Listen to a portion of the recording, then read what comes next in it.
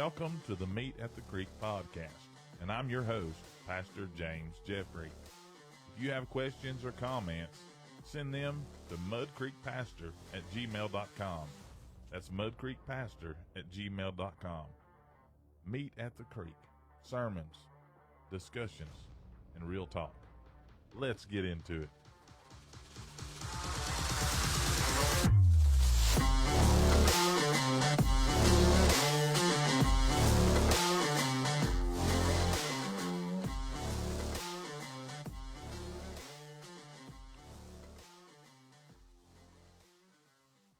All right, now that we got our WWE intro music out of the way, I appreciate everybody tuning in. Welcome to the Meet at the Creek podcast. I'm your host, Pastor James Jeffrey, joined alongside tonight by our special guest, Jackson County Sheriff, Mr. Rocky Harnen. And I guess it's Big Enos and Little Enos night again, Craig, because we back together. Yeah, Mr. Craig Holcomb, Brother Craig's here with us. Sitting in, and we're excited about tonight's show. And I appreciate Rocky's, he kind of joined us last minute. I called him last night and like, hey man, what do you think? And he was gracious enough to come on. So Sheriff, we're glad to have you. Thank you for stopping by. Always a pleasure. Thank you for inviting me. And of course, got to mention that Craig's also is our senior patrol lieutenant at the sheriff's office and does a fine job for us. Yeah, well, somebody's got to brag on him. We're not going to brag on him up here, but I don't know how many people know this.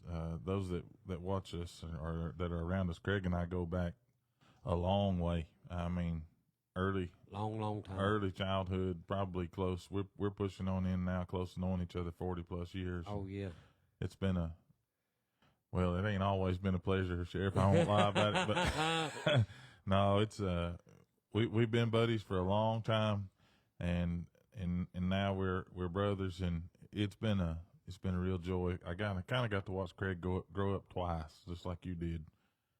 It's really fun to see somebody get to a different place in their life, and but we're not here to talk about Craig or me. We might though. We will.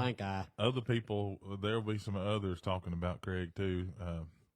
But they done asking about the donuts. Asking about the donuts. I need to file a formal complaint on Craig Holcomb. Jonathan Beatty says that. That's because I called him Big Money Beatty. Well, I mean, you weren't lying. So I know. You seen that Yoda he drives. Well, I seen what you're driving too, son, so you can't say nothing Yeah, about but the bank owns mine. He paid cash for his. Oh, goodness. So before we get into talking to the sheriff, you guys there's already a bunch of you logged in. This may be one of our most watched shows ever, but you guys that are watching, please do us a favor, like and share. If this is your first time joining, just like it and share it. If you don't like it, you don't have to hit like, but still hit share.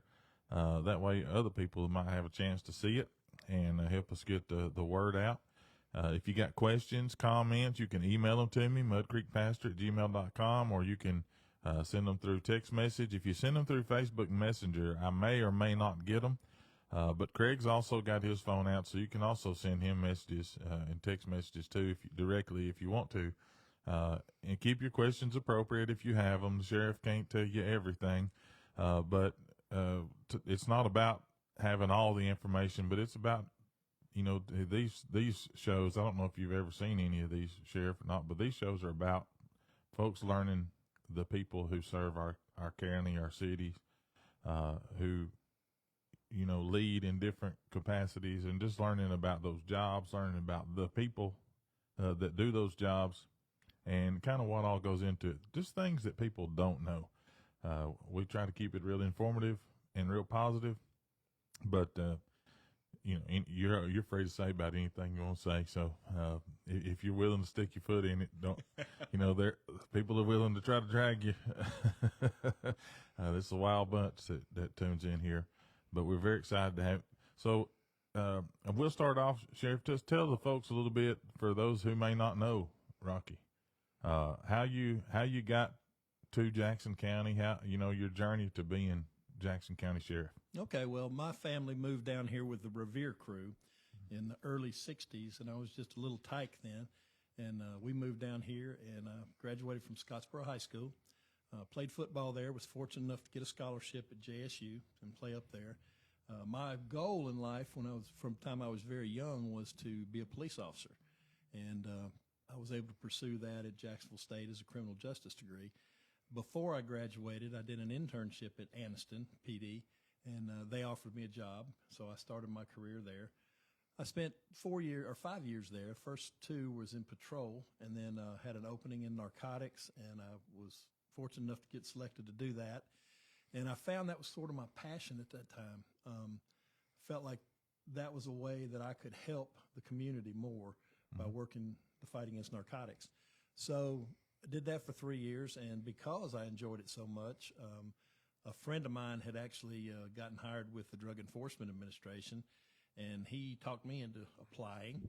And so in 1986, I got hired with DEA and went off to Quantico for 12 weeks. And on week 7, they gave us our assignments, and my choices were New Orleans, Houston, and Miami. And I ended up being in L.A. And, of course, I thought that meant Mobile, Lower Alabama. But unfortunately, it wasn't. It was Los Angeles, California. So me and the wife and the 100-pound chow dog took off to California, kind of like the Clampetts, and we headed out there and spent 5 years in Los Angeles, partly in Los Angeles, part in Riverside, and basically worked biker gangs and meth labs out there.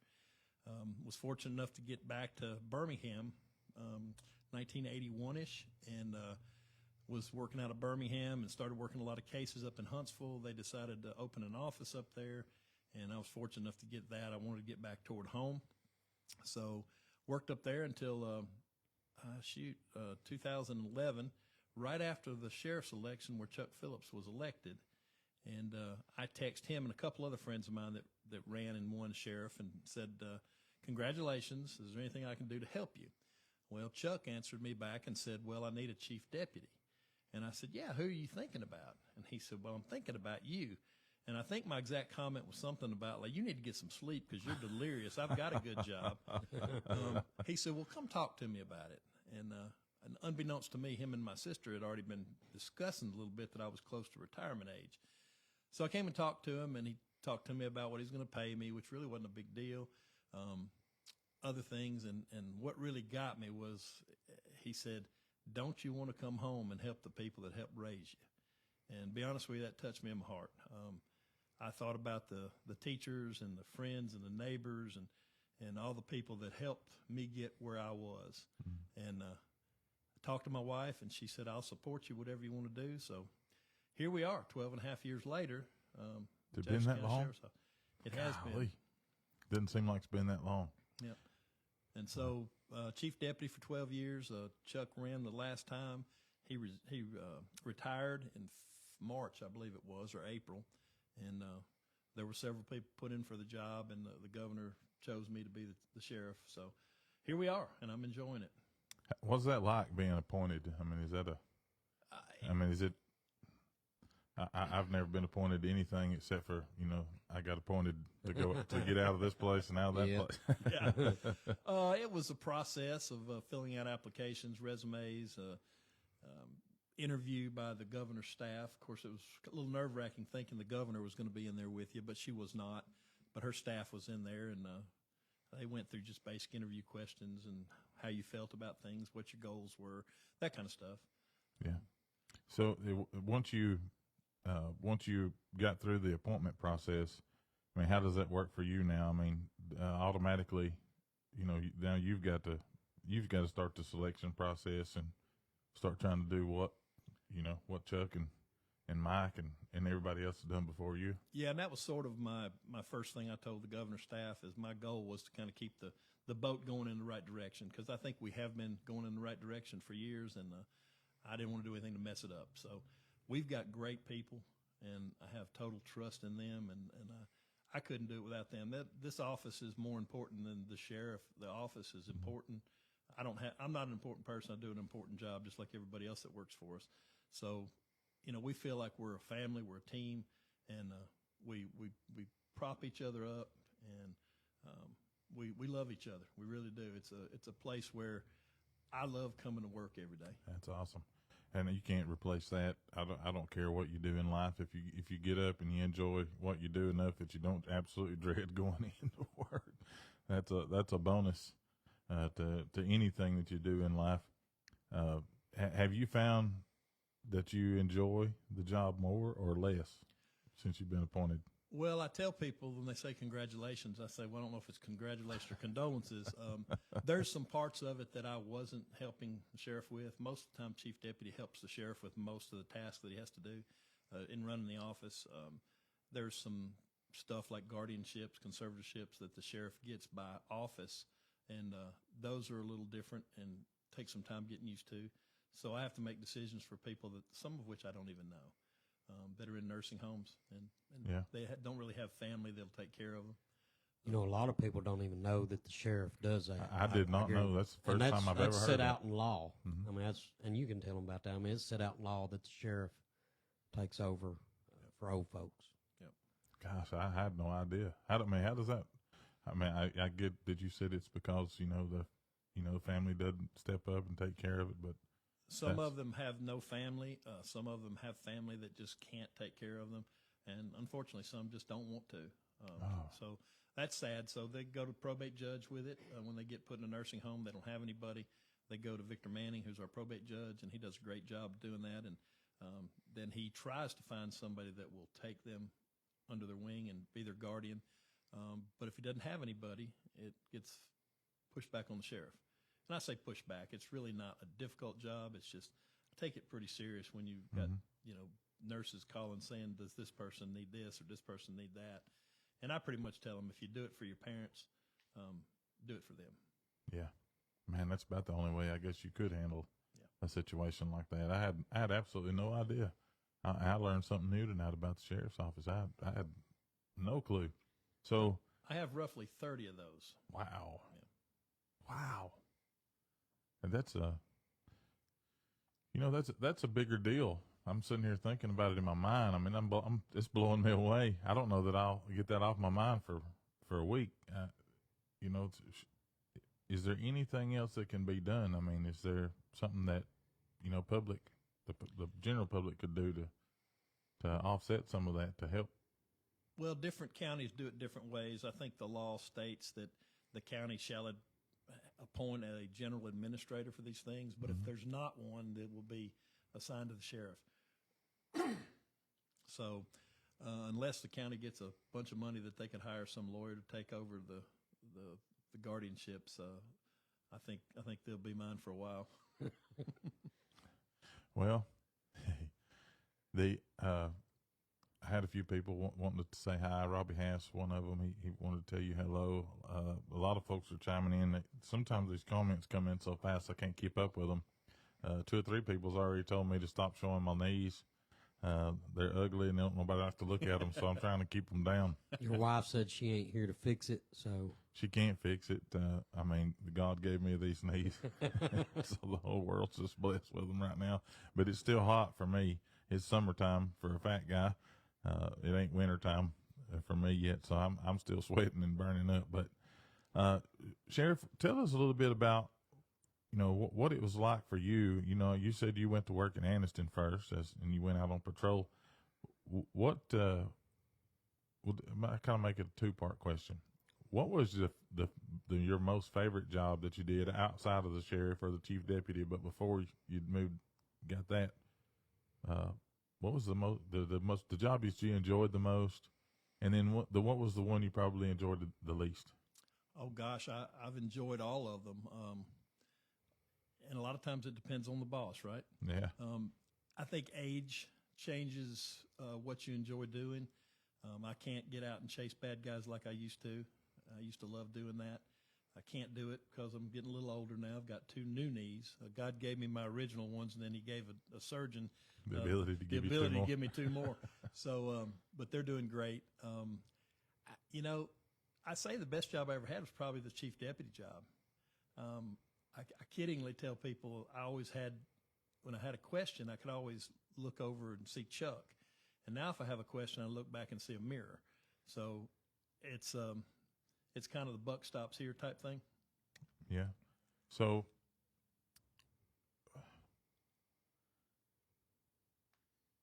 I always try to address questions to him when people have them about law enforcement, because he's the only cop that I'm real close to. But there's been a few people asking questions. One, can you read that, Craig, where Angela Frank asked that question? Well, I was going to let him finish and then get him to talk about it. Okay. Angela Frank has asked about the Project Lifesaver that we do with the bracelets for Alzheimer's and kids with disabilities. If you want to talk about that a little bit. Yeah, so Sheriff Phillips implemented this program several years back where if someone's got an autistic child or somebody, there's a couple of requirements.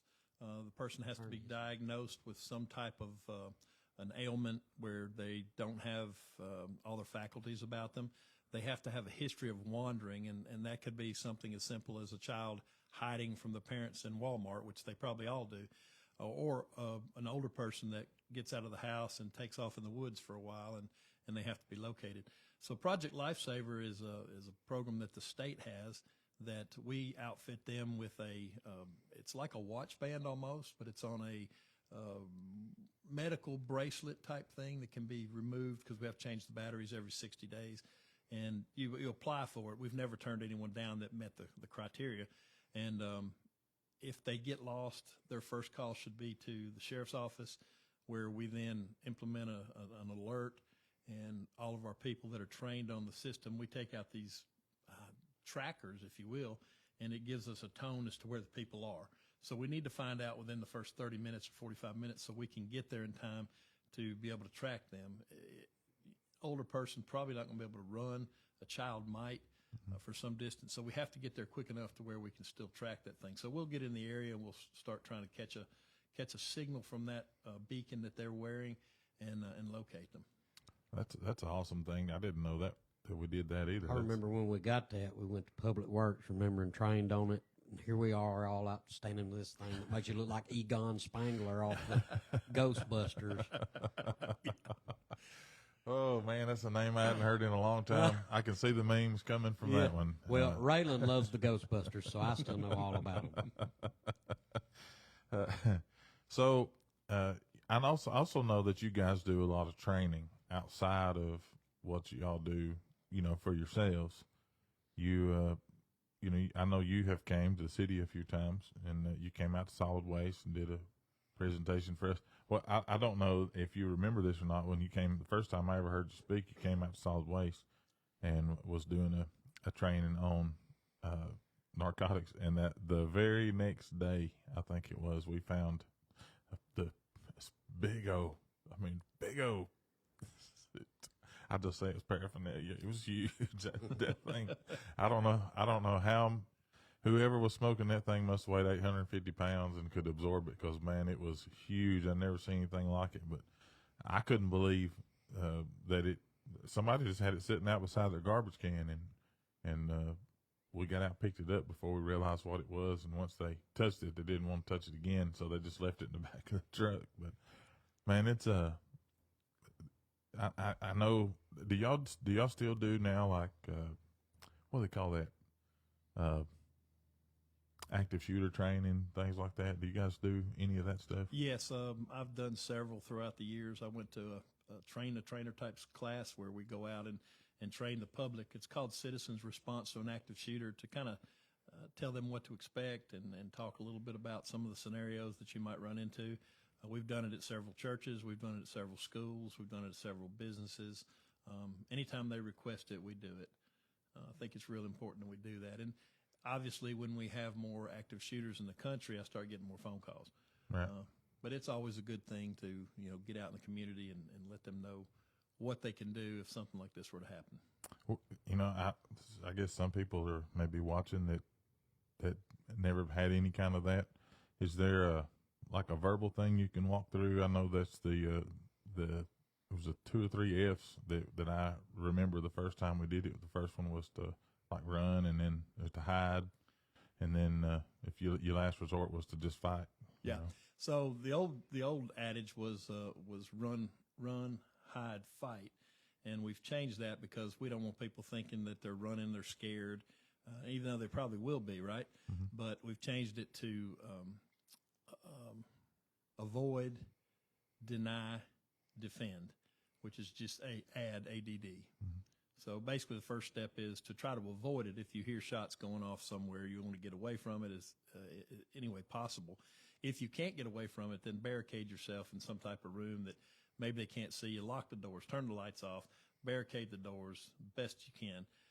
And then as a last resort, if somebody's coming in with a gun and they've already started shooting people, you know you've got to do something. So use anything you can in the room to defend yourself. Yeah. And I guess that's, one of the things, being around the military and stuff like that, they teach us a lot of that. And you can come up with a lot of things as weapons that in a pinch. There's some things out there that do some real damage. Pencils, ink pens, chairs. Yeah. Charcoal heater in the MRE. One of those. Boy, I tell you, that's enough to blister your whole face. I mean, it'll burn your eyeballs out. Don't ask me how I know. But anyway, I guess that's one of my biggest fears, pastor of a church, is, we come in. So I guess you saw in there how we got this, set up.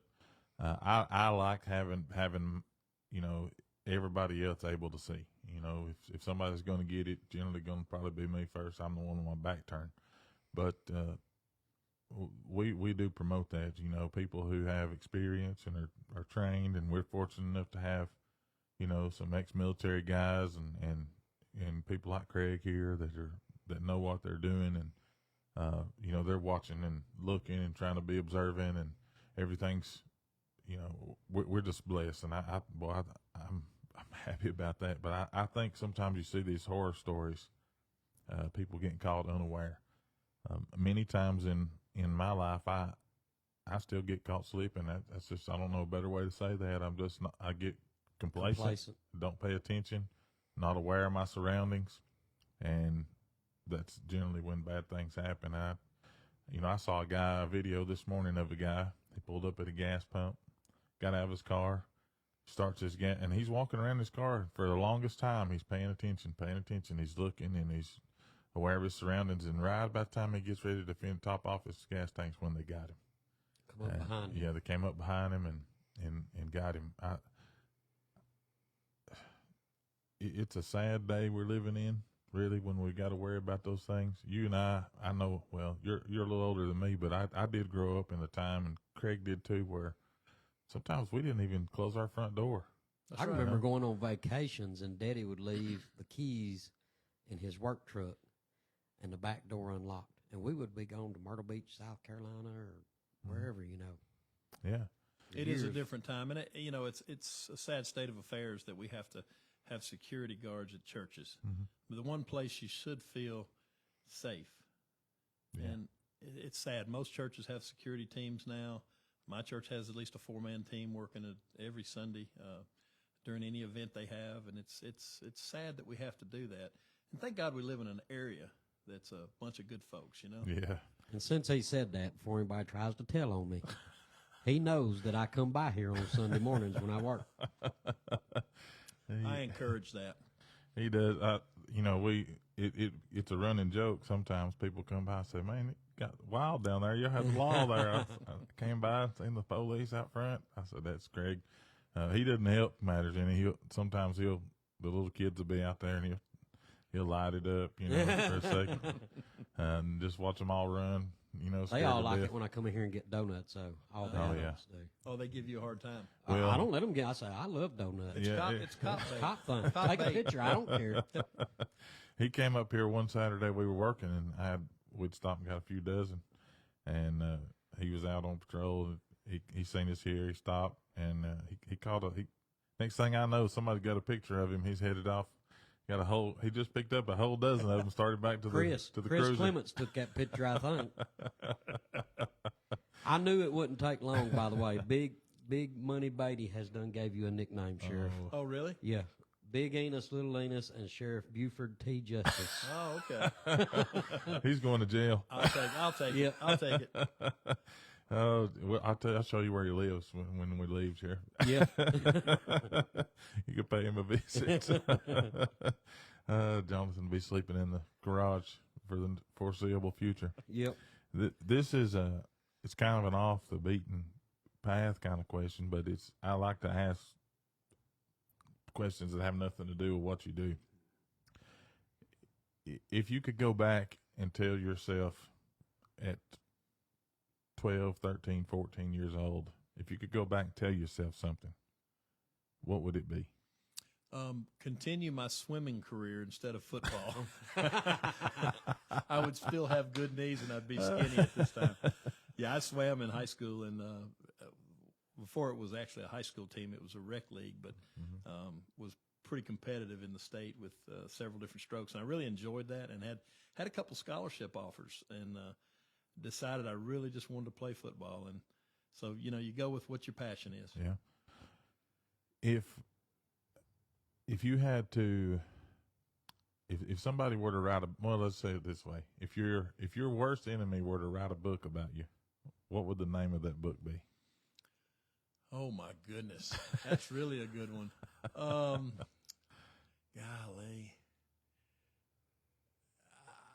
you have stumped me there. I'll be honest with you. Listen, I'm not the most organized person, so it might be something like organized misorganization or unorganization. Disorganized crime. Yeah, something like that. I'm not the most organized as far as my desk. I've probably got the nastiest desk of any sheriff. My chief deputy now, he's got the most organized desk, and he makes me look bad too. He's OCD. He is. When I was in investigations, we used to mess with him.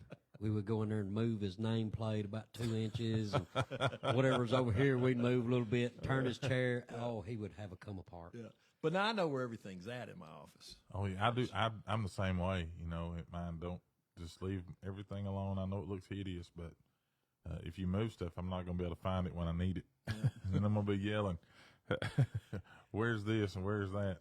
My office probably would still have about 20 boxes in it if my wife had not come in and organized it. She doing a good job hanging them pictures too. Oh goodness, she did. So if let's just say you were, I like to ask this question because it's unique, but it's also funny. If you could pick one meal that you had to eat for the rest of your life, what meal would that be? A specific food? Mm-hmm. Golly. While you think, Roger Hulk Hogan Brandon just said to tell you hi. Hi. Hulk Hogan. Gosh, I like so much food, as you can tell by my picture, right? It probably would be pasta. I really like spaghetti, lasagna, that type of thing. So that probably would be it. I'm a peanut butter jelly guy myself. I could eat that every single meal. I don't think I'd ever get tired of it. I really like peanut butter and jelly. And if I want to mix it up, I'll just eat peanut butter or just jelly. Yeah. What flavor jelly, though? I'm a traditional guy, but I tell you something I really have come to enjoy. My wife taught it to me. She said she's a lunchroom manager, so they do things a little bit different. They have to. She taught me a few years ago that if you mix applesauce with peanut butter, that's the way they make the school PB&J. Oh. And man, it is delicious. Absolutely delicious. And you don't want to overdo it, but you get a glob of peanut butter, 5 or 6 spoons of applesauce, and stir it up, mix it up together. Oh my goodness. You may be locked out of the house for giving up trade secrets. Well, those are not trade secrets. I mean, she thought everybody knew. Oh, okay. It's a wonderful thing. So I was going to ask, are you a mixer always? Is it the peanut butter and jelly mixed, or is it part on peanut butter and part jelly? Sometimes it just depends on what kind of mood I'm in. If I'm feeling, if I'm in a hurry, it'll be peanut butter on one slice, applesauce on the other slice, and go that way. But if I'm feeling industrious, I mean, I'll pull the whisk out. I mean, the whole nine. Yeah, you can really get a good. I mean, it's got its best flavor when it's whisked up together. I wonder if you could do that with strawberry, because that's my favorite. You can. Strawberry jelly. You can. And something else that I didn't think I would like is the cinnamon flavored applesauce mixed with the peanut butter. It's really, really good. And I'll put my peanut butter in the microwave for about 6 seconds, just to get it hot, and then it melts and it mixes supreme. I mean, it's really great. So you need to be on Top Chef, see, because you learn. Well, I mean, I've only got a couple of dishes. Chili. Jeffrey eats peanut butter and jelly with chili. No, I do. You do. I do. I eat peanut butter in my chili. I actually love now. I don't like the flavor of Hormel chili. Yeah. But a lot of times that's what she'll buy. She likes it for about everything. But if I'm eating chili with beans, whether it's the Hormel, the Wolf brand, anything you can buy around here locally, if it's not homemade, I heat it up. I put it in a thing. I boil it. Get it good, and then I'll take a spoonful of peanut butter, pop it down that chili, and stir it up. Oh my goodness! Most people put sour cream in chili. Ugh, man, that's a ruin of a good bowl of chili right there. Not me either. But I will tell you my chef experience in college. I had a roommate, Kevin Dawson, good friend. People around here may know him. He used to be a radio host in Albertville. Dear friend. We roomed together after I quit playing football, and we had two different things we did one night. We were both hungry. We got home late, and we had one can of chili, and we had one can of spaghetti. So we decided to make what we called chili Italy. So we mixed them both together, and that was pretty good. Oh. That was number one. The second one was we call it 24-hour pizza. Frozen pizzas, which is a staple of college students, right? Because it's cheap and easy to make. Right. So we went in, it was late. We put the pizza in the oven, and we both fell asleep. But a few hours later, It became a cracker.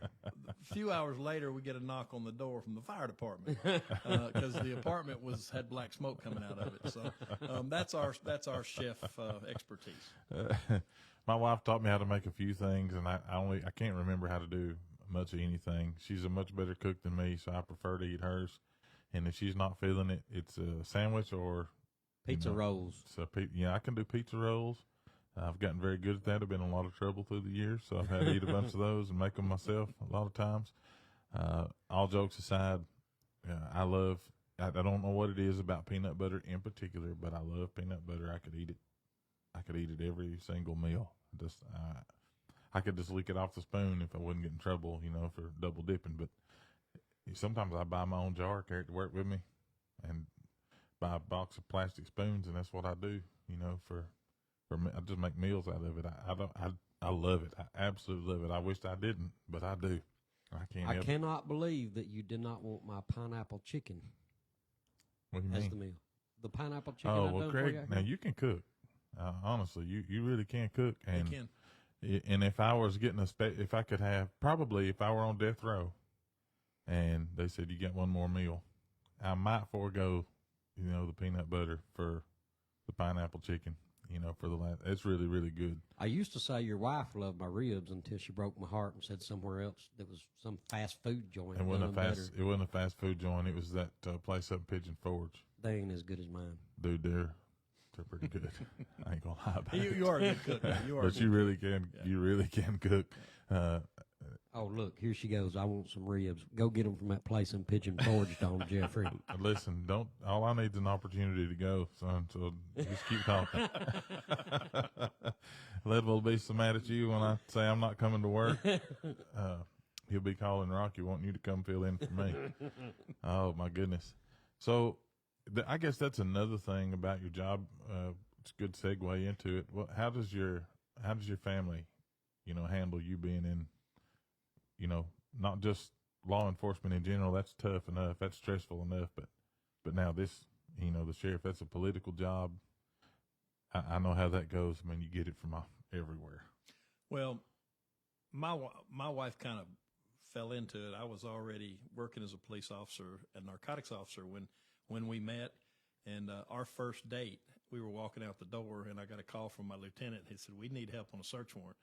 I turned around to her, and she said, go ahead, I'll be here when you get back. So I knew she was a keeper, and listen, she's my rock. She has made life for me so much easier than it could be. It is a long hour job. It is stressful at times, and she makes it so much easier for me. We've been together 37 years now. Wow! Congratulations. Most cops have a wife, at least wife and a half. They've been divorced at least one time, and I'm proud of the fact that we're still together after this much time and this many years in law enforcement. So she's great. She tells people when I leave to go to work in the morning with my briefcase or my equipment that I have that I'm going to the office. That She doesn't worry about it. She said, I'm going to the office like everybody else. She knows I'm going to call her when I'm on my way home. She knows I'm going to tell her I love her every morning, give her a kiss. Even if we've been arguing, we never go to bed mad at each other, and we never leave the house without saying I love you. Right. That's a good thing to do.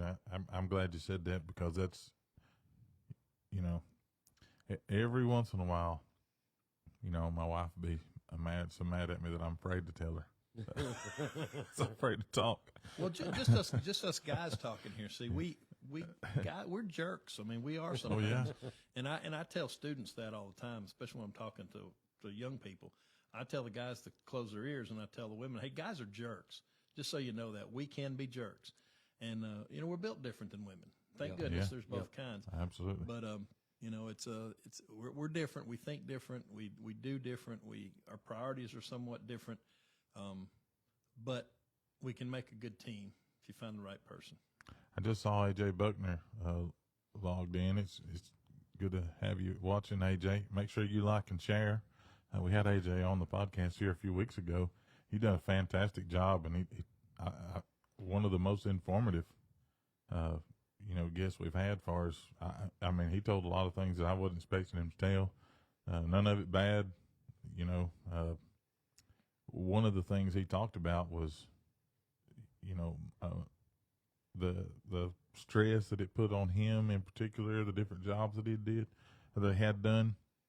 But when he got to this job, what he's doing now, and it directly, you know, affects your department, Craig, and I've had some, I won't call them heated. They're not heated. They're just candid, I guess is good. You know, you talk about how things go.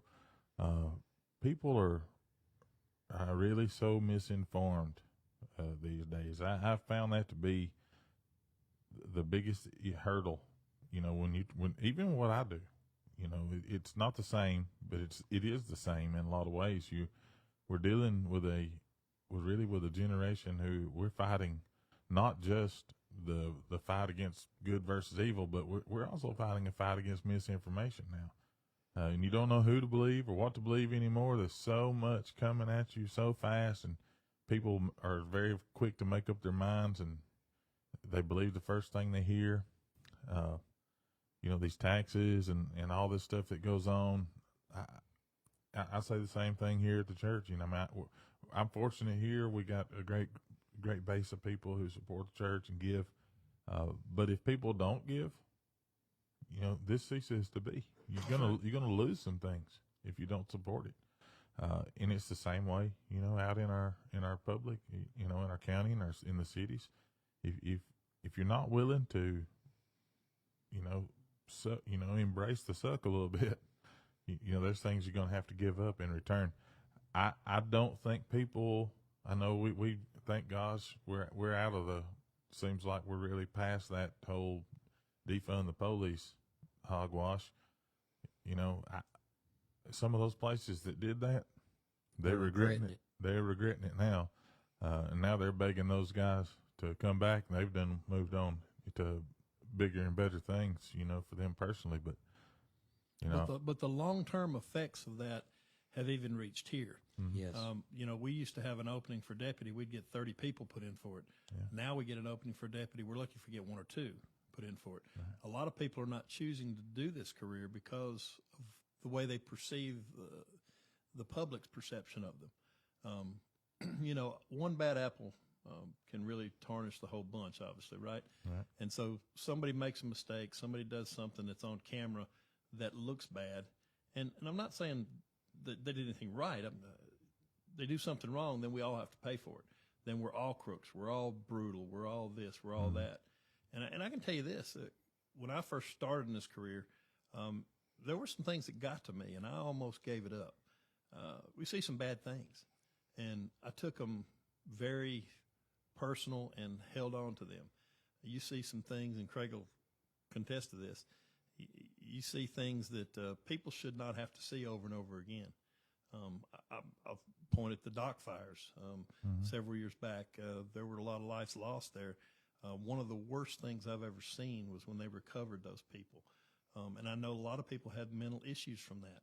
And you can't hold on to those things. You have to sort of let go of them and understand you're there to do a job. You got to be tough while you're there, but sometimes we break down too as law officers.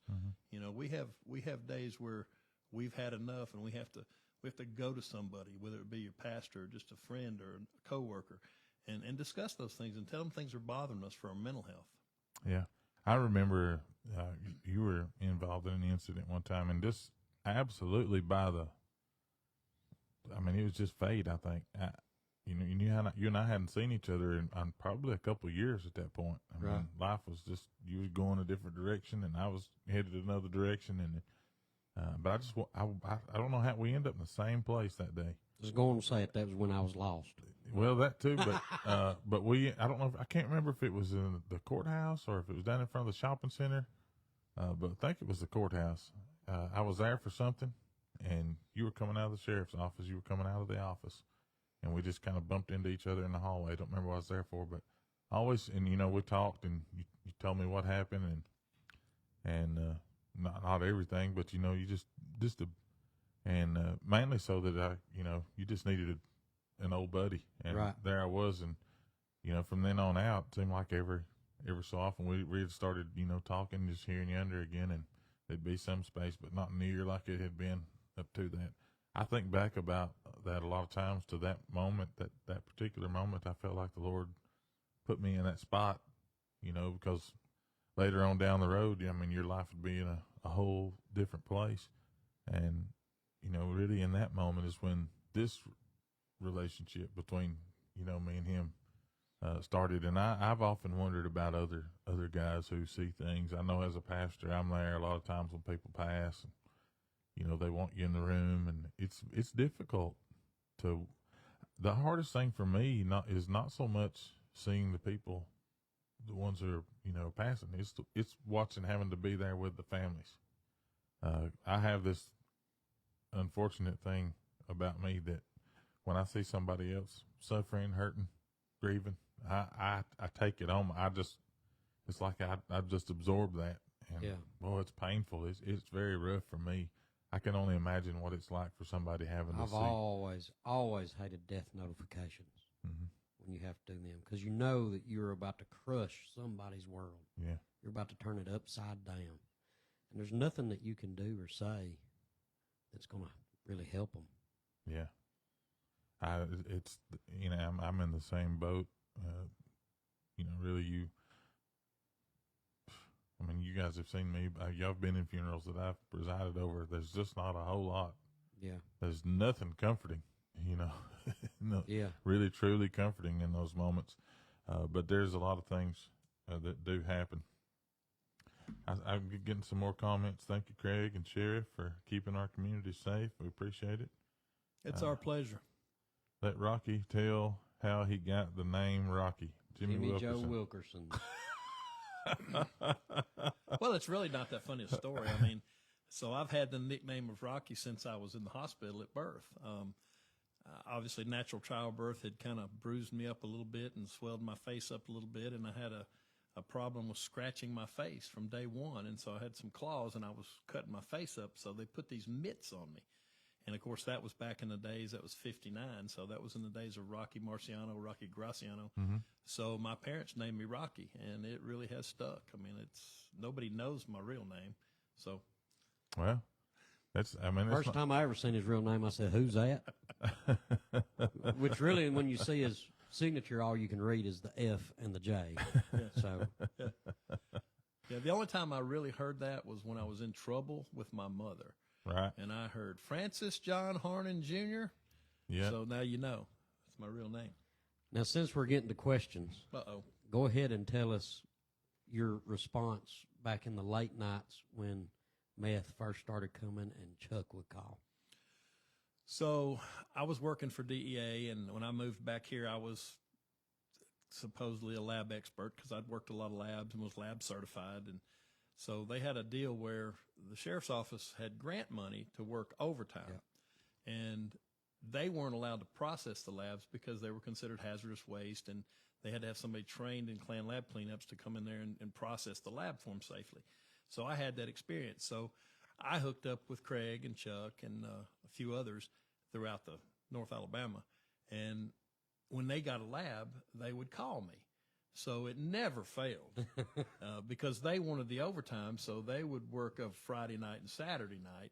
And so I would get home from work with DEA, and I'd be sitting there at dinner, and all of a sudden I'd get a call, and it'd be Chuck Phillips. He's got another lab. And usually those things weren't something that takes 15, 20 minutes. We were out there sometimes days. Cleaning up labs, depending how big they were, because we had to get cleanup companies coming from wherever. I think they came from Mississippi at one point, came from Kentucky. Arkansas, Kentucky, came from Tennessee for a while, thank goodness. And then finally they got smart and they started sending them from Birmingham. And then eventually Ferguson or whatever there was, they finally got, I was never so happy in my life when they opened a satellite office in Gunnersville. Yes. Because we didn't have to wait on them to come, because then we was waiting on them to come from Chattanooga or Birmingham.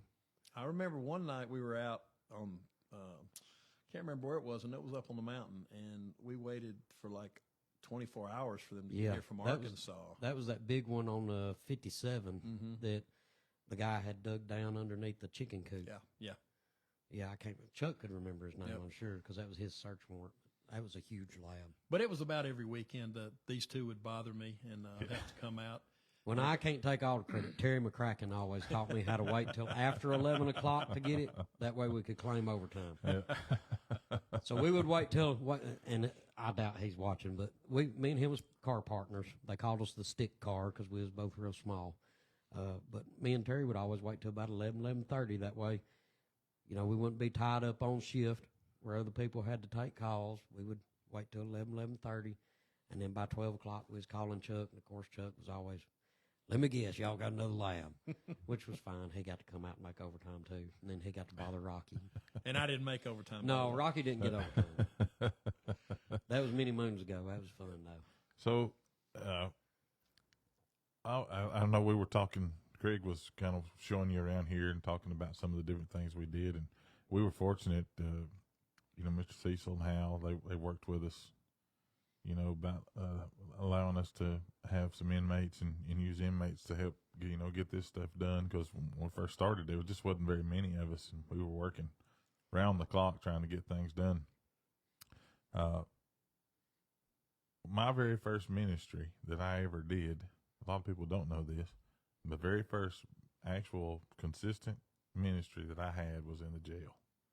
I used to go once a week over to the county. They put me in the trustee pod with all those guys, and I'd just stand there and preach. Man, I got cussed at, and, I've been yelled at and threatened, and just keep preaching. That really, I tell people now, I think that was so beneficial for me today, because very seldomly do I get distracted by anything that's going on in a service. Little kids don't generally bother me. I mean, they have to get really, really wild for it to get my attention.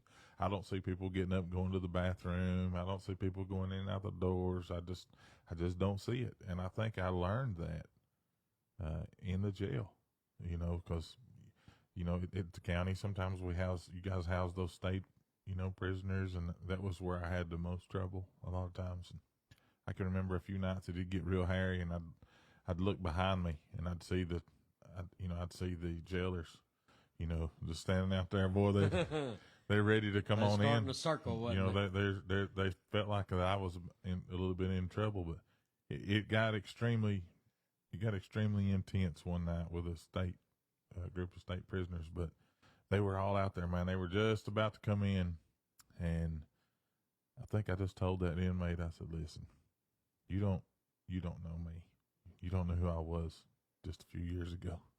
Best thing you can do is probably stay in that bed over there. Because if you come over here, I may be in here. And then you're going to have to put up with me for a while." And the dude just sat there and looked at me. Well, there was 64 people in there, I think, that night. And all of them but that one guy came over there and sat and listened to me share the gospel after that. And I cannot remember the guy's name, big black guy. I mean, he was the biggest dude I ever seen in my life. He was almost big as Felix. Probably Vince Price. No, it wasn't Vince. Vince. No, he was a big dude. Robert Collier. No, it wasn't Robert.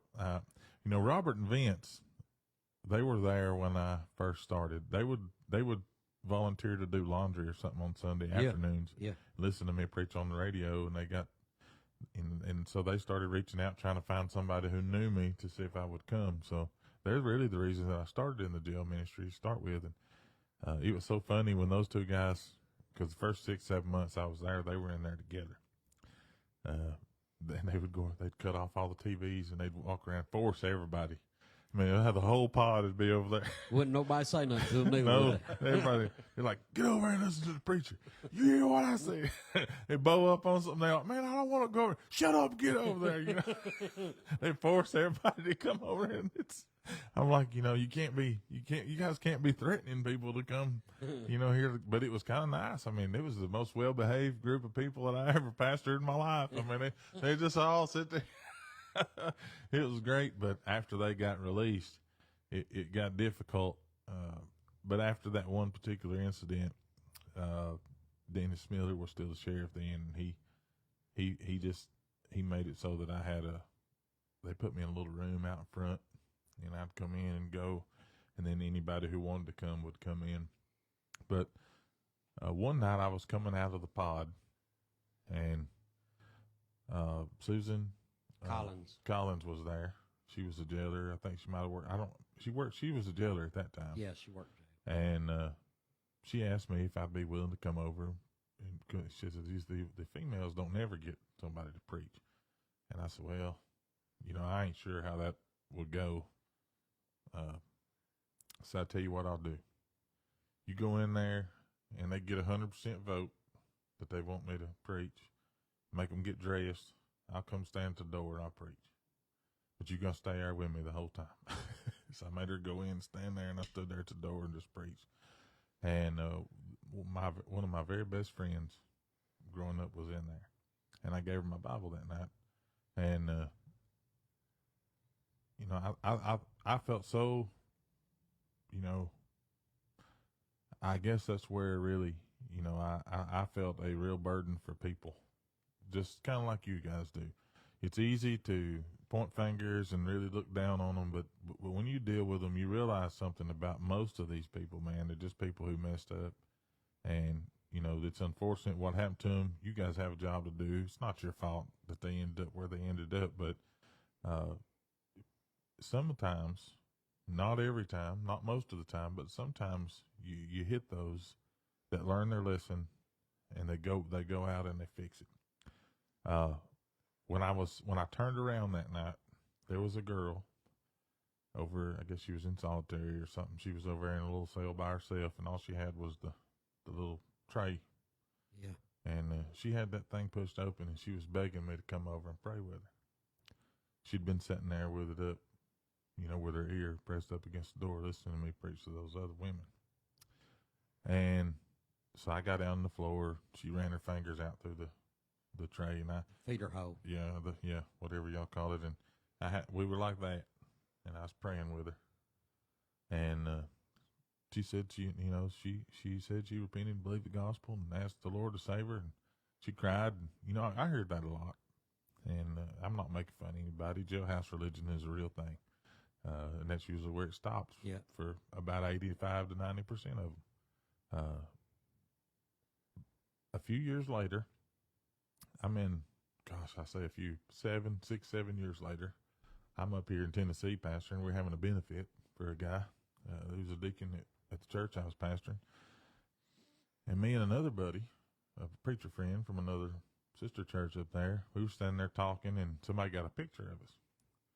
Well, a few days later, that picture got posted on the internet, and this young lady who I didn't know commented on it, and she said, she knew the guy I was standing there with. She said, and she called him by name. She said, I never knew this guy's name. I don't know who he is, but I remember his face.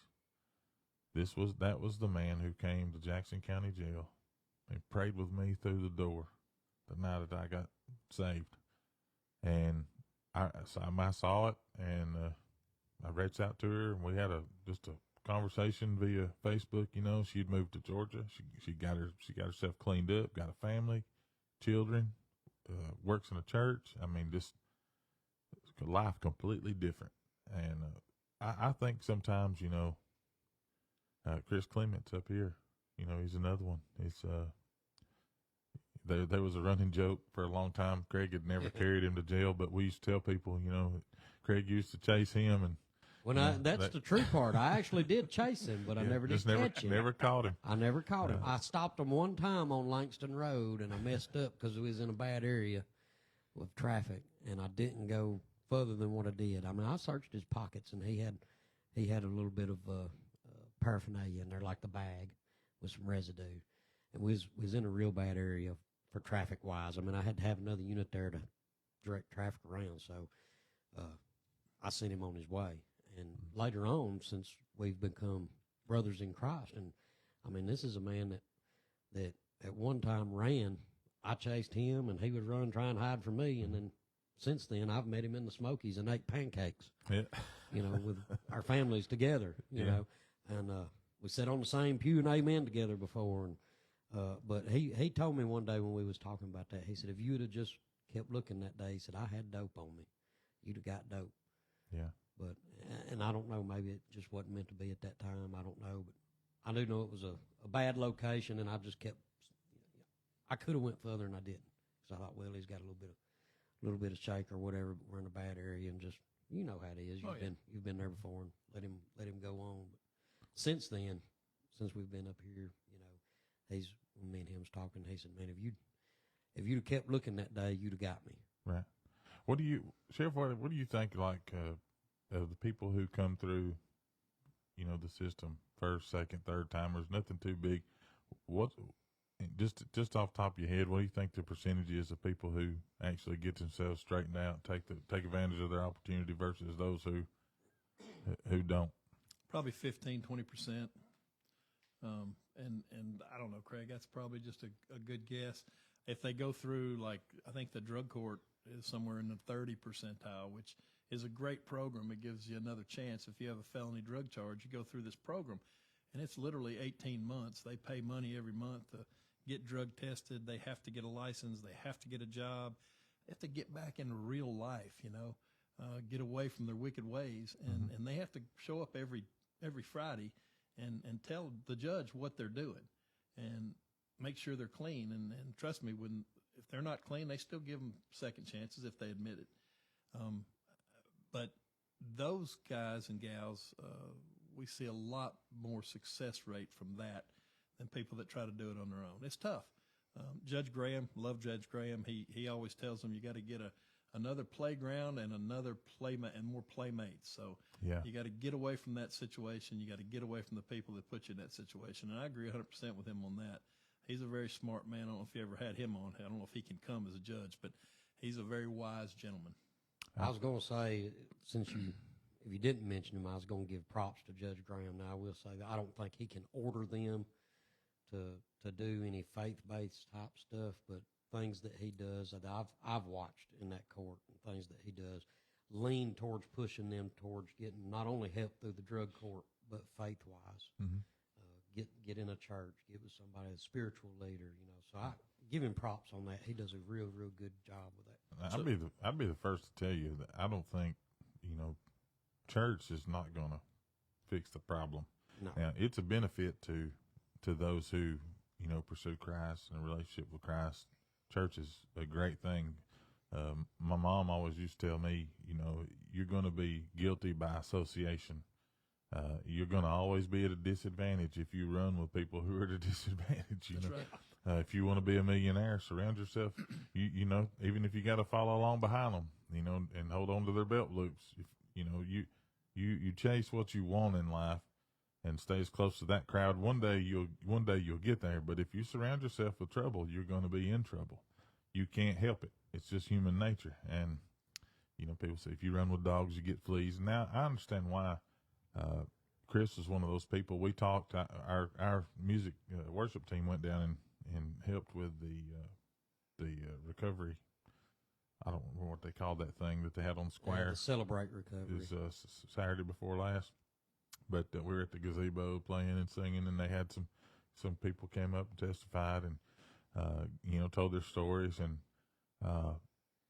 you know, we went to support Brother Chris in particular, but it was fun to get to see others who had a similar story to his, some worse. There was a lady there. I mean, it really touched my heart. She was a mother, lost her children. Got mixed up in this stuff. It just life spiraled out of control, one bad thing after another.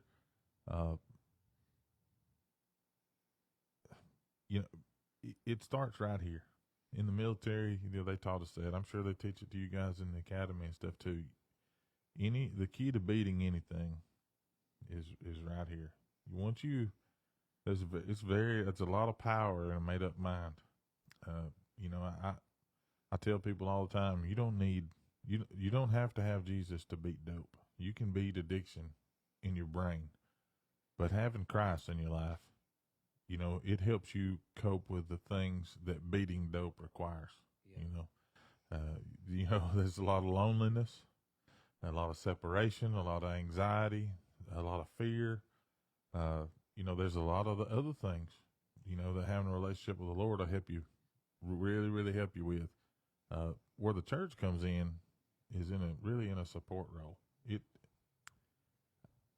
And I encourage people, and I don't know, I don't disagree or negate how anybody else does it. They do however they see works. But I always tell folks, once you're free from that stuff, stop calling yourself an addict. Yeah. Steve Harvey said that. No, it's Morgan Freeman one time. He said, if you want to end something, if you want to end racism, if you want to end hunger, if you want to end these, stop talking about them. Yep. Stop giving. If you want to end mass shootings, stop talking about these shooters. Stop giving people, giving the problem props, and just work on solutions quietly. And we'll see an end to a lot of this stuff. I found that to be more helpful, I think, in dealing with folks who are struggling.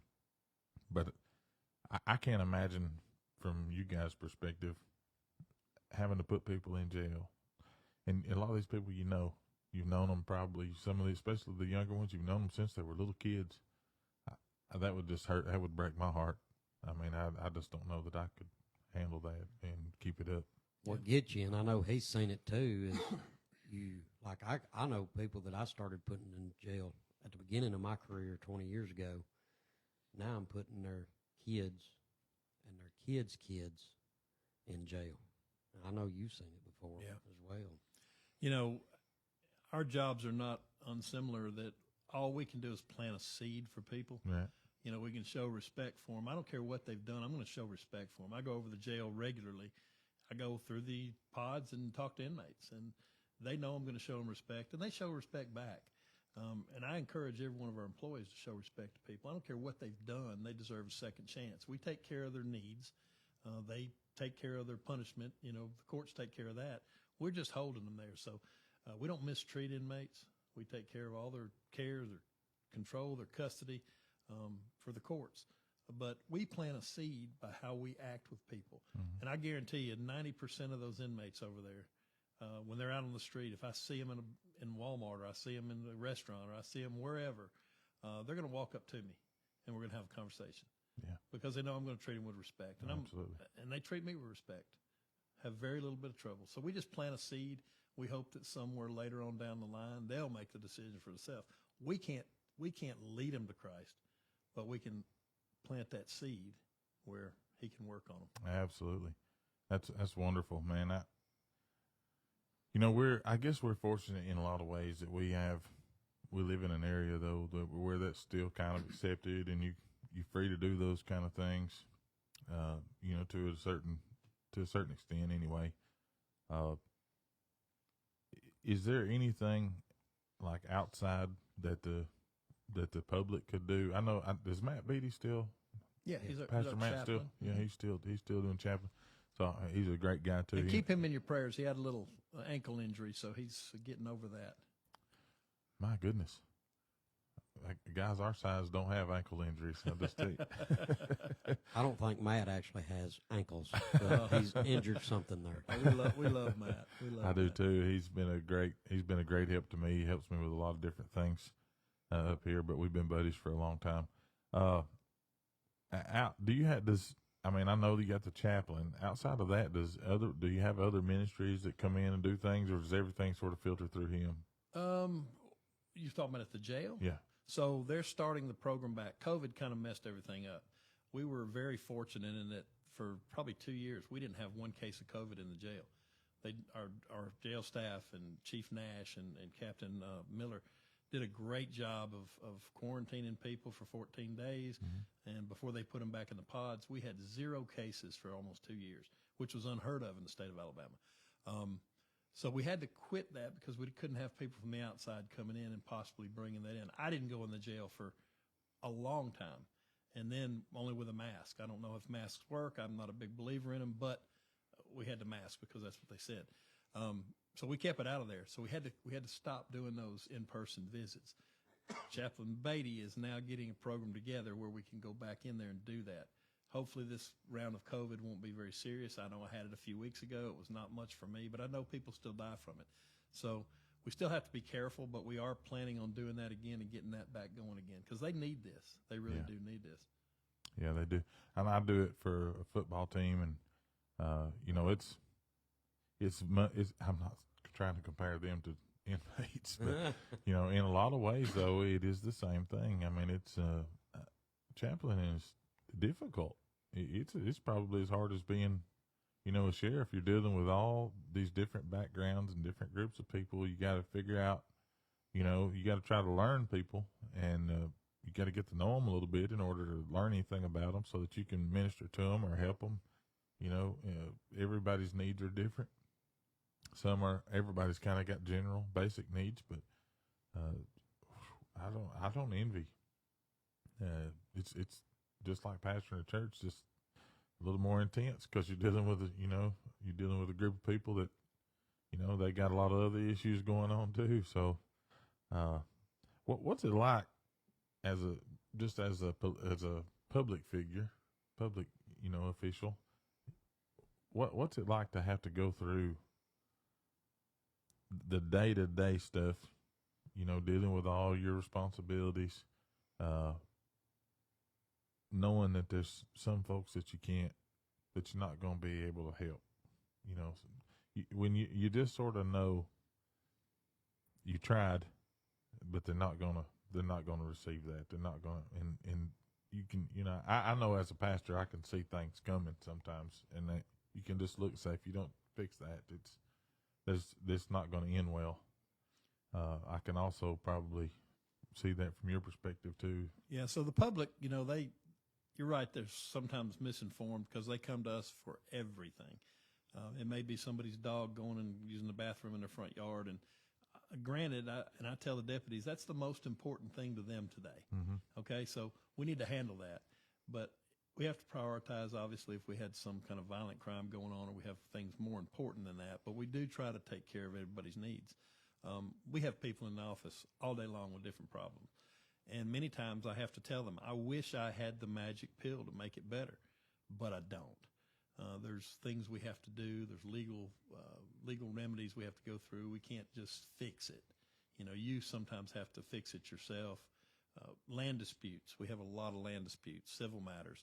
We can't fix that. You're going to have to go to court, let a judge decide who's right, who's wrong. We can't make that decision. Mm-hmm. We're law enforcement. We're not judges. So sometimes it's hard when people leave the office, they're not happy. I get it, especially when there's two people feuding about certain things. One person's happy and the other one's not. You know? But we try to at least, again, treat people with respect and try to make them know that we do care about their problem, even though we can't fix it. We very rarely tell somebody we can't do anything about it, because usually we can at least direct them in the right place to go. That's doing something. All right.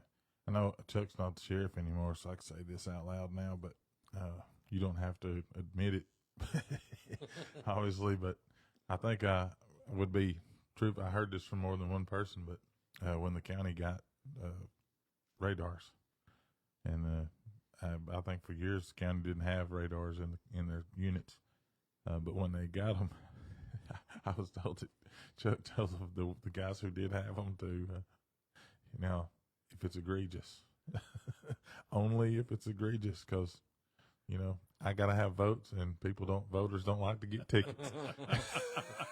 I wasn't there when that might have happened, but I kind of have the same mindset. listen, people can't afford $400 or $500 worth of tickets. Right. Sometimes a warning is all they need. And I'm kind of a one, if I pull somebody over, and I still do as sheriff, I still pull people over. I pulled one over this morning. A lot of times I tell them, you got two choices. You can get a ticket or a butt chewing. And most of them choose a butt chewing. Yeah. And I tell them what they're doing and why it can be dangerous to other people. And usually if they have the right attitude and, you know, they're sorry, you can tell. Now, some people come up and say, just go ahead and write me a ticket. Oh, okay. Or I wasn't doing that. Well, let me prove you were, because here's the paperwork that says you were. I don't write many tickets. I'm not a big encourager of that. I know we have to do that. I know that's something we have to do. A lot of times verbal or written warnings are good enough for most people. Yeah. I've only gotten a couple of tickets in my life. Two. One. I was going to say, you were counting in your head there. I thought it was more than that. I was trying to remember. He's trying to make sure he don't tell his wife about one that he told her he didn't get. No, I haven't. I've been fortunate enough that I haven't had any. Not that I couldn't have gotten some, because I could have. I'm not going to lie about it. I deserved the two that I did get. One of them was a warning, and the other one I actually had to end up going to driver's school for to get it off my record. But, it was, but I deserved it too. Now, let me just say that I'm not putting that on the officer. I deserved it, but I didn't get a bunch that I should have gotten. And so I'm one of those guys that can attest to that. And what you said was right. If, and I say that here, when you do something, a lot of times what these officers are looking for is you to recognize what you did, show a little bit of remorse for that, and realize that you know that you deserve a ticket.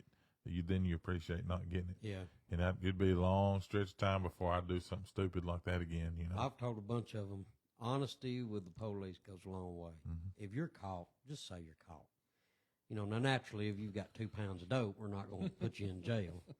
We're going to put you in jail for that. But, if you're running 85, 90 mile an hour out here and you get pulled over, yeah, I know I was going too fast. More than likely, they're going to give you a warning, depending on who it is. Yeah. Now, some of the younger ones may not, just because I was young at one time. I was a young deputy. I thought I wanted to write everything. But I can tell you, Rocky is the 4th sheriff I've been through. Every sheriff that I've worked for has never told me who I can arrest, who I can't arrest, who I can write a ticket to, who I can't write a ticket to. Every one of them's just told me, make good cases. If they deserve it, and you've got a good case, I'll back you. And that's just the way it's been. Now, there has been probably a sheriff in the past that had a certain deputy that liked to write too many tickets, and that deputy's ticket book probably got wrapped in duct tape. And that sheriff probably told that deputy he better have that ticket book every time that he come to the office to show him. But for the most part, every sheriff that I've been through has, if they deserve a ticket, write them a ticket. If you can handle it with a warning, handle it with a warning. Same with the rest. I've never, knock on wood here, I've heard of other places, but all 4 sheriffs that I've had, including Rocky, has never told me how to police. All they've said is, you know what to do. You know how to do your job. I'm here to help you. Make good cases. Prime example, when Dennis Miller was sheriff and Chuck had just been promoted to chief deputy. So I had another deputy that I was training working narcotics at the time. We had an undercover come over and buy dope out of a certain business 3 times, not once, but 3 times. Well, naturally, before we went and done the search warrant, you won't tell the sheriff that you're about to do a search warrant on a business. So I went and told him. He said, have you got a good case? I said, yes, sir. He said, you care to tell me about it? I said, I can tell you, I had an undercover police officer from Fort Payne buy dope out of there 3 times, and 2 times the guy made change out of the till. He said, sounds like you need to shut it down. Never gave me a problem about it. So we've had good sheriffs. None of them's ever said how you had the police or who you could arrest or you couldn't arrest. Well, and man, those are the kind of stories that you don't get to hear on a regular basis, things like that. I'm sure you guys see hundreds of those a year that the general public doesn't know about. So let me just say this, because just sitting here talking to you, I'm hearing stories that I never heard before. I appreciate you guys, even though it stays under the radar. Those are things that people don't hear, that you guys are going above and beyond, to keep the general public safe. I mean, who knows somebody's daughter or son, that's how they get hooked on that stuff, is walking in that store at the wrong time, see something, get too interested, and the next thing you know, you got another addict or another criminal. And I can't imagine, it would have been hard for me 30 years ago to think we'd ever get to this place, but here we are, and man, I appreciate what y'all do, even more tonight than I did before. Even more. I'm sure we've got a lot of stories we could tell. Yeah, well, and some we can't. Yours is probably better than mine because you got the super lab stories. So, I mean, like school bus size meth labs. Oh yeah, some pretty good sized ones. When I was in the National Guard, we used to have to do 02, 03, 04, even all the way up through 06, 08. It was meth, crystal meth. That changed. Yeah, what, about a decade ago? That started shifting more back towards like heroin. So, kind of a process that happened. We had crystal meth, and it's still king around here. We still have a lot of crystal meth. But there was a time for years and years and years where people were getting pain pills, left and right, and they were doctor shopping, and they'd go from one hospital to another doctor, to a clinic. And they'd get all these pain pills, and there was no real clearinghouse to know who was buying too many of them. Well, that's been fixed, so it's more difficult now for them to get the pain pills. So what did they have to turn to? Now, again, these people are addicts, right? Mm-hmm. And I've got a story about that I'll tell you sometime if we had time. But these people are addicts, so they've got to have this stuff. So what do they turn to? They turn to the street drug that's very similar, which was heroin at the time. So we never saw heroin around here. Heroin was almost non-existent in Jackson County. Then we started seeing heroin. Every day we'd see heroin. And now what we're seeing is fentanyl. And even the meth we're getting, about 90% of what we're testing has got not only methamphetamine, but it's also got fentanyl in it. And that's just a flat-out killer. Yeah. That stuff, just a few grains of it can overdose you, quit breathing. If somebody's not there to give you Narcan, you're dead because you quit breathing. So it's a sad state of affairs. That's just like a case that we made not long ago. You talking about the meth being with the fentanyl. The person that we arrested on it, and I'm not going to go into a lot of great detail, but the person we arrested on it when we was debriefing them told us that, yeah, I do about a gram of fentanyl a day, and I mix it with the meth, so I don't overdose, because they know that methamphetamine is an upper and fentanyl is a downer, and so they had to have both, and they would mix it and then smoke it. Wow.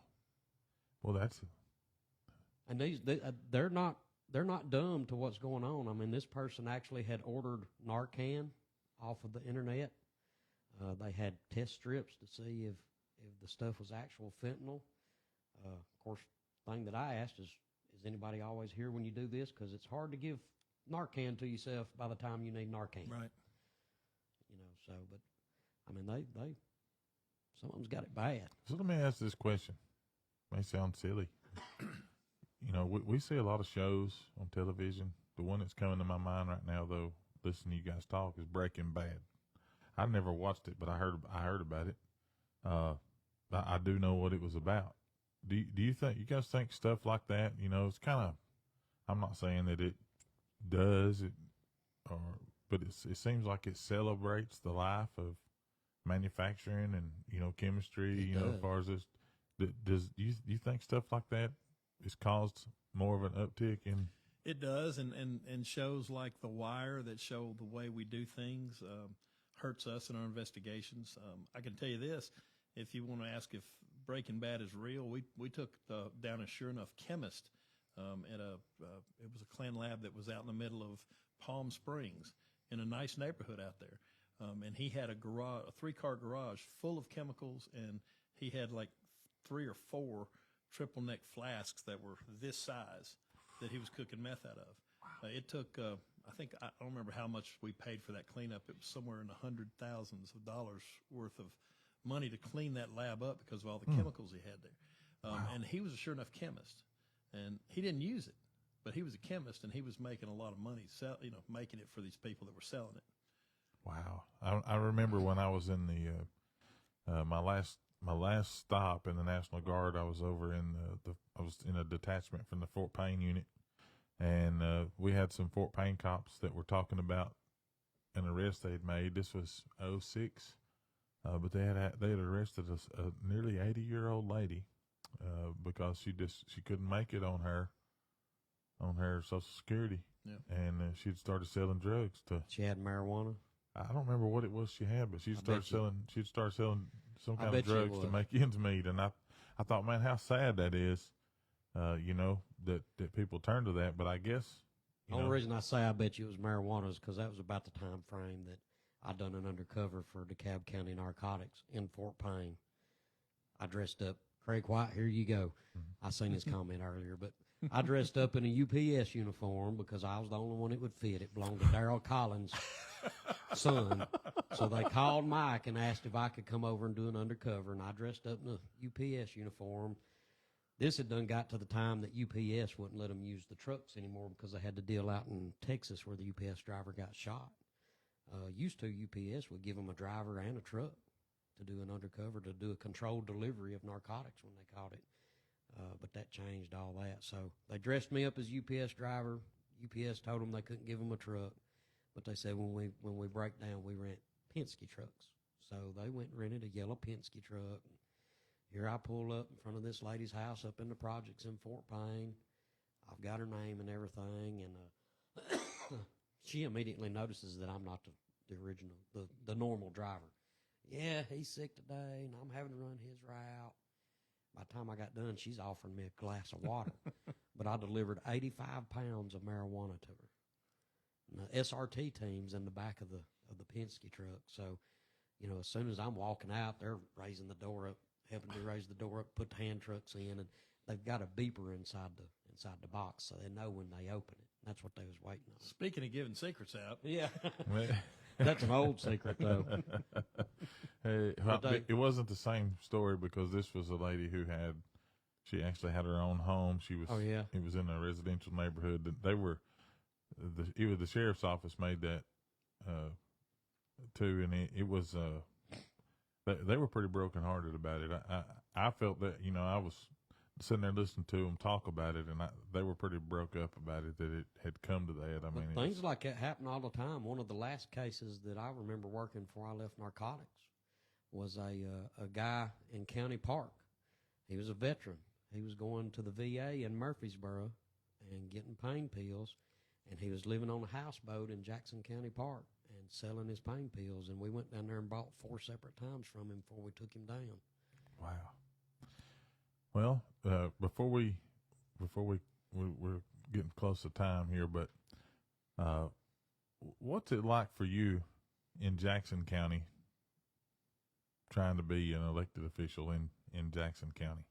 Well, I'm an appointed official, but I guess it's an elected office. But it's yeah, I mean it is, but you got so much political, and I say that in terms of you got all of this different political stuff you got to navigate through. Even though you didn't get elected per se, you still. It's an elected office, right. Yes, sir. I'm not a politician. I'm a lawman. Been doing this 42 years, and I'm just a cop, and I still feel like I'm a street cop at heart.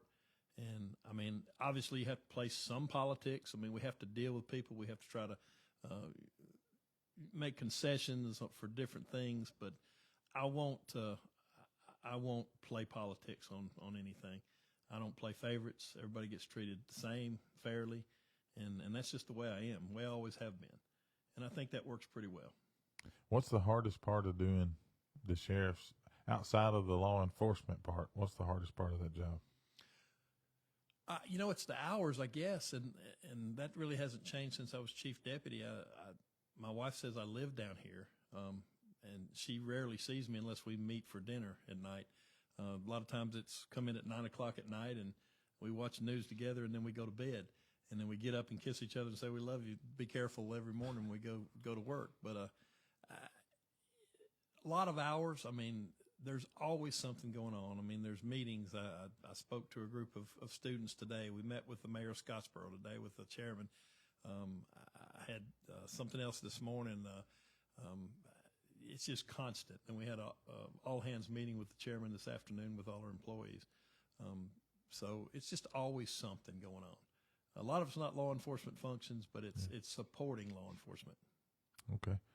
I know for us, it seems like it's a constant battle for us with like budget, just financial stuff, keeping stuff going. Uh, Something that happened to us the other day. I don't know if you guys heard about it or not. I don't remember if it was like. I'm sure it was last week. We had a guy, one of our night shift. Well, we got guys that come in at 2 a.m, and they run the front load. The front load trucks. I used to do that. That's one of those jobs where you always live in fear. I pulled up, several times, and people would be diving out of dumpsters. Most of the time those were people that were dumpster diving. But the other morning we had an incident where, thank goodness, these new trucks that we've been getting, Got the guy passed out. Stacy has fought and fought and fought for newer equipment that was more up to date. And boy, thank goodness that we had it, because the driver you can't hear anything. He dumps the guy in, and he's right when he's on his way to pack, he in the camera, he catches some movement, and he sees a leg, come up, and wow, that's saves a guy's life. And many times I often wondered how many I used to worry about how many people that I unaware might be, taking their life, because in those days you couldn't see, can't hear, and folks just have no idea, how dangerous they are. But something else that I saw, and then we're going to close after you answer this, if you can. Homeless. I was blown away driving around in the middle of the night doing my job, how many homeless people we had in this county. Yeah. Man. We have a lot of them. They're living in the woods. They're living behind businesses. They're living on the streets. It's a crisis. And listen, I know that drug abuse leads to a lot of it. Mental health is also, to me, the drug abuse leads to mental health issues. We're seeing more and more mental health issues throughout the years. Most of the people that are having these problems, not all of them, but most of them, are former drug users, and I believe that has a problem, causing mental health problems. So then, obviously, they can't get a job, may or may not want a job, so they can't pay for a place to live, so they're living on the streets. It's sad. It's sad. Man, that's sometimes I wonder if there isn't something that, some sort of program or something that we could do that would help folks, get back. Because it seems like, you see these cases where it's, like Chris's situation, where he's caught a few breaks, but most people can't catch any breaks. Most of those people that have been in that life, they can't catch any sort of help at all, and it just one bad thing after another. And I realize that some people they could take advantage of that, but there are some that I feel like would really utilize the opportunity to get their lives back. But I don't know that there's any surefire way, to make that happen. That will take a lot of not just conversating about it, but some action and some trial and error, I guess. I think the drug court, like you talked about, that's one step in the right direction. But gosh, it's heartbreaking to see some of the things that have negatively affected our entire community because of the drug epidemic. I mean, it's a problem. And another program that Judge Word has started is a family court. And this is for people that are having trouble keeping their families together. So he gets them together, and they learn how to cope with being a father, a mother, teach them how to get jobs and things such as that they need to do to survive in the world. So it's new, but it's something that we feel real confident is going to work. And a veterans court for veterans that have fallen on hard times and made some mistakes. We also That's started awesome. that. Yeah. That's awesome. Well, is there anything you'd like to say that you did that maybe we didn't ask you about or didn't talk about before we Where we did close? where did the time go? When you said we'd be finished about 8:20, I thought, my goodness, we'll never make it 8:20. Craig told said, you. "Yeah, it'll be 9 o'clock before we get done." Let's do it again sometime. That This was a pleasure. It'll be great. I was actually talking about it today. Basketball season starts, and what I do with basketball hinders me a little bit. So I have podcast scheduled all the way through the first Tuesday night in November, and then I can't have any more in November because of prior commitments. December I'll be back every Tuesday night, and then starting in the first of the year, January and February, I'm busy every single Tuesday night. I can't do it, and I have other things, church related stuff. But starting in March, I'm gonna pick back up. So what I've been kicking around is doing seasons and having, repeat visitors and checking back in with people at different portions, and inviting some more people in too. Because man, it's a lot of fun, really. Craig's done a few with me, and there's one night I had on my battle buddy from basic training, Mark Moon. He's the sheriff of Blount County. Oh yeah, I know Mark. And so Mark and Nathaniel Bates from Over in DeKalb, DeKalb. and Craig and myself. And so Craig and I were live, and we had both of them guys on the phone interview. They were talking. It was a whole lot of fun. We went about 2.5 hours We that night. did. Wow. It was a whole lot of fun. They talked about some different things. And, That's where Big Money Beatty first called us Big Enos and Little Enos yes, sir. and made the meme. Oh God, I could have. I can't say it on Facebook because they'll edit it out, but I could have choked him. That's just, he would have ceased to breathe if I could have got to him. No, I'm just kidding. I don't mind that stuff. It's a lot of fun. They do it all out of fun. Rocky, it's great to have you on. I really appreciate you coming, especially short notice, and we will do it again if you want to come back. My pleasure. We'd love to have you back. Props, shout out to Stacy for recommending it. I when I told him that Nita and Pudge both had to cancel, he said, "You ought to consider asking the sheriff. I think he'd do great." And I was like, "Well, I don't really know Rocky."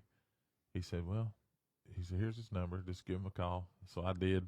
You do now. And and so today he said, "You didn't tell him I told you to call." I You'll said, be in trouble "Absolutely, tomorrow." I did." He's like, "Oh man." That's fine. I was planning my week with my wife last night, and I said, Tuesday night I've got nothing going on, so I should be able to come home early. She wanted to cook dinner because she rarely gets to do it because I'm never home. So she said, "Yeah, I'll cook dinner." And then you called, and I said, "Check tomorrow night. I'm going to be busy." She said, "Okay, great." Well, we're sure glad you came on. I appreciate you, Craig. Thank you for coming, sitting in with us. You actually helped me a little bit because you were able to get him to be able to answer things because you're a little more informed about it than me. But I've learned a lot. Next time I'm going to do a little more homework, and we're going to learn a whole lot. I would like for him to come back and just tell some of the things that, because most of the people that I've talked to out here, they have really no clue all the responsibilities that the sheriff has. A lot of them don't know that you're responsible for maintaining the security of the ballots for so long, and the guardianships and the conservatorships and things of that nature. A lot of people just don't know all the duties of the sheriff. They think you're just up there supervising deputies. We don't do anything. Yeah. That's what most people think about every. Well, a lot of people think that about police. I have plenty of them, Jonathan Beatty, I'm calling you out, that says, "Man, I wish I could ride around in some air Poor old conditioning." Jonathan, he's catching it all. That's right. Caleb Choke does it too. Yeah. I wish I could ride around in some air conditioning. If you knew how many times I got out every day and walked and had to go through the woods after people, which thankfully I don't do that as much of that on day shift as I did on nights. But Yeah, there's a lot of people are still, new people are kind of joining in, but we're going to close it out. I do appreciate you coming, and I look forward to having you back. It's been a blast, and man, I'm wishing now that I would have got the call and got accepted into the police, and man, ain't no telling where I might have been your boss, Craig. you might have been. Man, that would have been. You might have been the sheriff by now. No, absolutely not. I'm not interested. If I could get appointed, I'm not interested in running. That elected stuff's out. I don't know if I seen earlier that Kim and Chuck had signed on. I don't know if they're still on or not. I wish I'd have seen it. Would have gave him a shout out. Well, he was in the middle of a good story, or I would have. So, but maybe they are. I learned a lot from Chuck Phillips. He was my mentor, my friend, and I really intended to go out with him, but circumstances changed, and I'm proud to try to carry on the good work he did. Well, we're proud to have you, and I appreciate you stopping by. Thank Rocky, you. it's been good, man. Craig, thank you very much. Appreciate you, buddy. So we're going to close it out this way, the way I always do. Thank you for watching. Thank you for staying with us, those of you that hung in here to the end. Until next time, may the Lord bless you. May the Lord keep you. May the Lord make his face to shine upon you and be gracious unto you. And may the Lord lift up his countenance upon you and give you peace. God bless you. Until next time, we'll see you then.